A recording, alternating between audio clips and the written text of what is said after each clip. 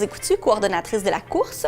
Aujourd'hui, cette vidéo s'adresse à tous les accompagnateurs et aux responsables de la course et on parle de la gestion de l'autobus avant et pendant l'événement. Donc, avant l'événement, vous venez de recevoir récemment le guide du chauffeur. C'est important que vous le transfériez à votre compagnie de transport pour qu'ils en prennent connaissance. À l'intérieur, notamment, où il indique les sites d'arrêt où les chauffeurs pourront faire leur rotation de chauffeur. Donc, c'est super important que la compagnie de transport ait reçu ce guide-là et que vous informiez également la compagnie de transport du numéro qui vous a été attitré.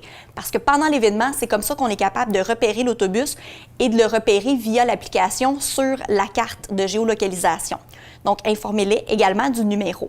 Le guide du chauffeur, bien que vous l'ayez transféré, je vous recommande d'en imprimer une copie et de l'apporter avec vous pendant l'événement. Vous allez pouvoir vous référer et mieux guider votre chauffeur et l'aider dans ses tâches si vous avez également pris connaissance du contenu et si vous en avez une copie avec vous. Vous allez recevoir dans votre matériel le numéro qui vous est attitré. Vous allez l'avoir physiquement, là, un autocollant qui inclut votre numéro.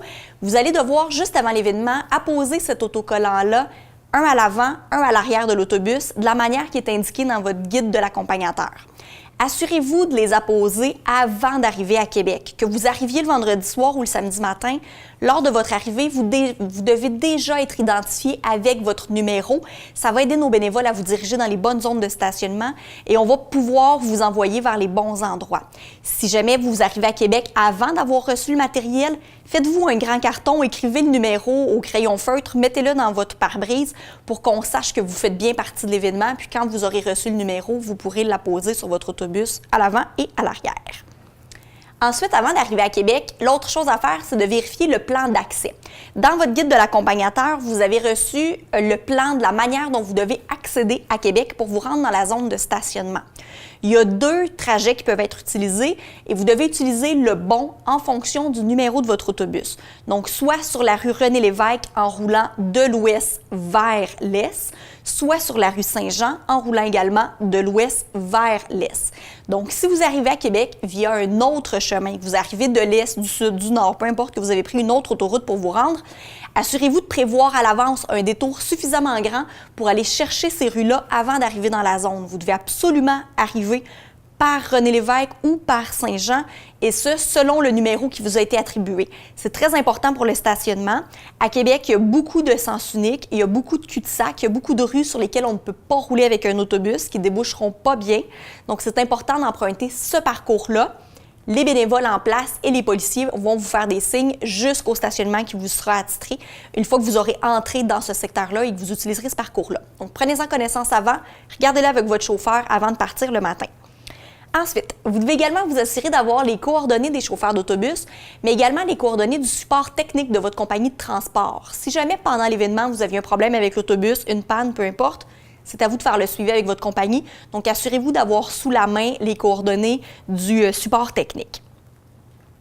Pendant l'événement, vous devez prévoir un accompagnateur qui sera à bord de l'autobus, toujours à côté du chauffeur pour le guider, pour vérifier le parcours sur l'application, mais également les instructions dans le guide de l'accompagnateur. Parce que sur l'application, on voit la ligne du trajet sur une carte, mais on ne voit pas les spécificités. Des fois, il y a des règlements particuliers. C'est écrit à tel endroit, vous devez courir 2 par 2. À tel endroit, l'accompagnateur peut avoir son vélo ou ne peut pas avoir son vélo.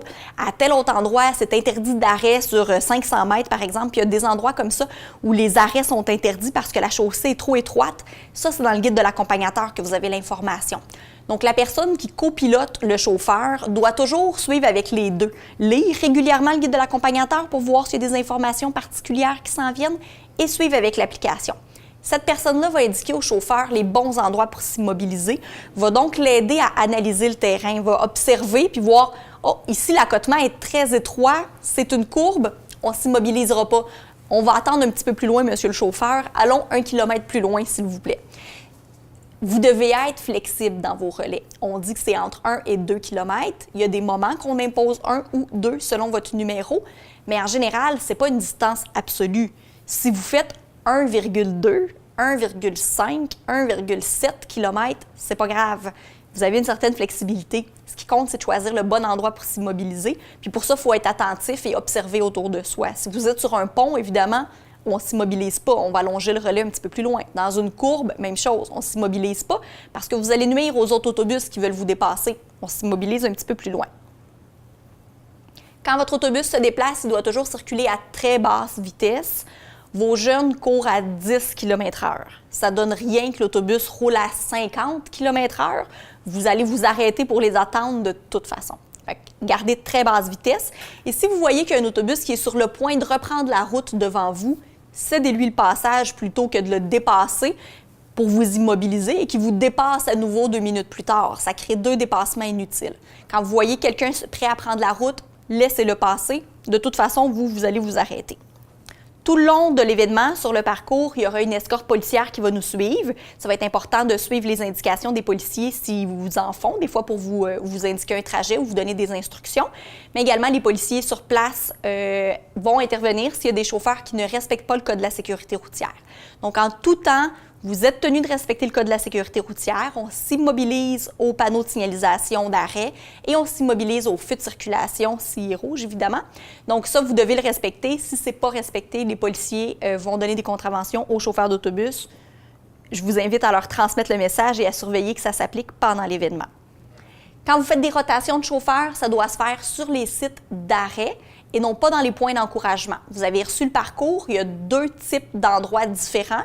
Il y a les points d'encouragement où les parents sont bienvenus pour accueillir les coureurs, pour encourager les coureurs, pardon. C'est un point devant lequel on va passer, mais où on ne va pas s'immobiliser. Il n'y a pas d'autobus qui va s'arrêter dans ces endroits-là.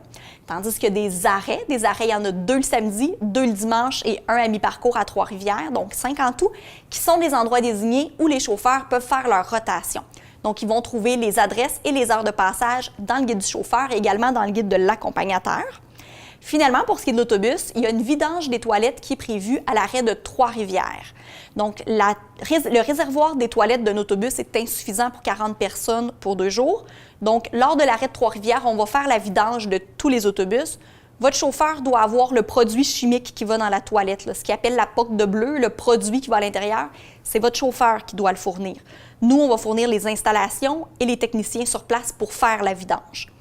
Si vous devez faire une vidange supplémentaire avant le départ, parce que votre autobus vient de loin, vous faites une longue route la veille, vous devez prendre les engagements vous-même. Donc, votre compagnie de transport doit parler à ses fournisseurs habituels. Vous devez prendre les ententes et le faire en dehors de l'horaire de l'événement, avant de vous présenter à Québec.